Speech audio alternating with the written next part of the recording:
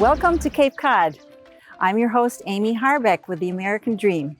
Today, I'm in the town of Brewster. Brewster has done a great job of preserving its natural environment. So it makes sense that the Cape Cod Museum of Natural History is located right here in Brewster.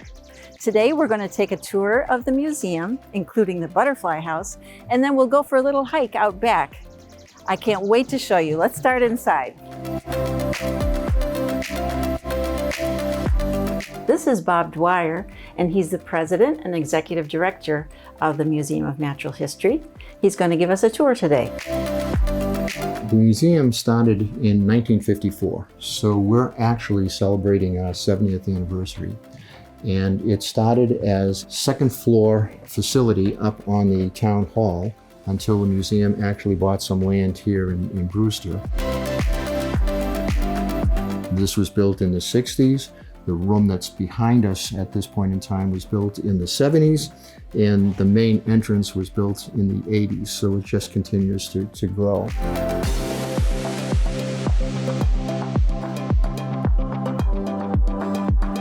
We are in the Science Rocks room.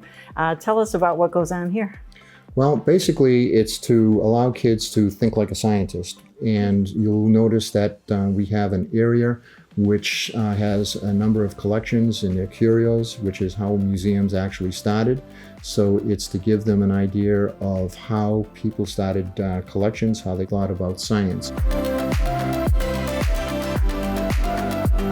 Behind us is the bullet train. It emulates the bullet train in Japan, and it is modeled after the Kingfisher.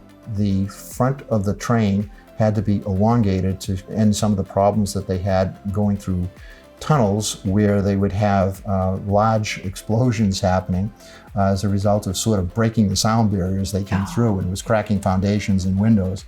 And a birder realized that if he elongated the front of the train, similar to a Kingfisher, it would eliminate all of that noise. And that's sort of a biomimicry component, and biomimicry is one of the areas that we're really emphasizing over the past 4 or 5 years. Now we're at the main attraction of the museum, that's the aquarium. It's the largest aquarium on Cape Cod. What we have is basically a microcosm of what you find on Cape Cod for the waters.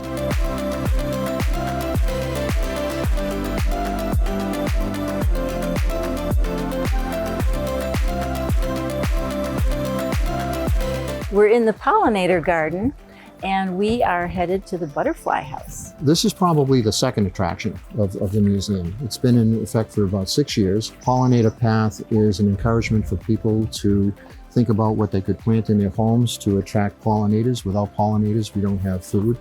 And this whole process is to explain to people the importance of butterflies, bees, in terms of our food chain and in terms of pollination all over.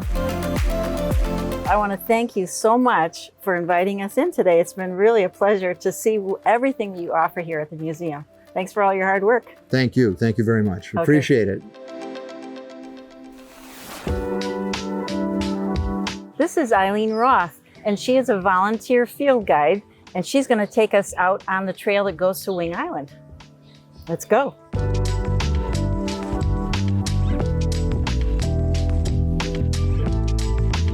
We are actually standing in the marsh, and behind us is Wing Island. It's supposed to be surrounded by water, and we don't see that right now because we're actually at low tide or lowish tide. However, at certain phases of the moon, the tide, when it comes in as a high tide, will actually be probably even higher than my knees.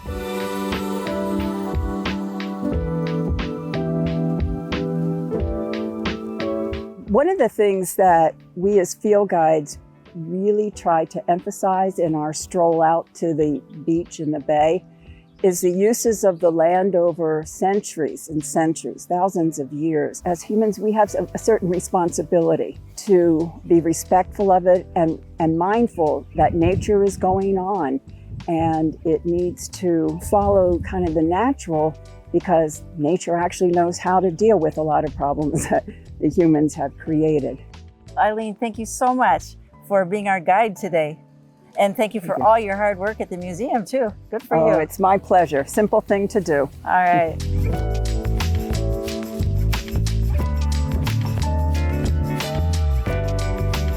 I hope you enjoyed this tour of the Cape Cod Museum of Natural History. I hope you can come and enjoy it yourselves in person one day. I'm Amy Harbeck with the American Dream, and I look forward to bringing you to another magical location next time on the American Dream.